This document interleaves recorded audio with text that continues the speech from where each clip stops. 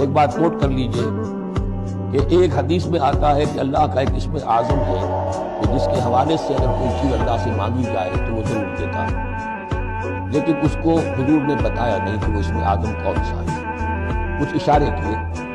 جیسے رمضان میں ایک شب ہے لیلۃ القدر جو 1000 مہینوں سے افضل ہے، تعین کے ساتھ نہیں بتایا وہ کون سی، تاکہ تلاش کرو، زیادہ ذوق و شوق کا معاملہ ہو۔ لیکن جو اشارات آپ نے کیے ہیں اس سے اندازہ ہوتا ہے، کیونکہ یہ فرمایا گیا کہ یہ 3 صورتوں میں ہے، سورہ بقرہ میں، سورہ آل عمران میں اور سورہ طٰہٰ میں۔ وہ الفاظ الحی القیوم جو مشترک ہیں، سورہ بقرہ میں آیت الکرسی میں آئے ہیں، آل عمران میں یہاں دوسری آیت میں موجود ہے، اور سورہ طٰہٰ کے بھی شروع کے اندر موجود ہے۔ نزل علیک الکتاب بالحق، اس نے نازل فرمائی ہے، اس اللہ نے جس کے سوا کوئی معبود نہیں، جو الحی ہے القیوم ہے۔ اس میں اشارہ ہو رہا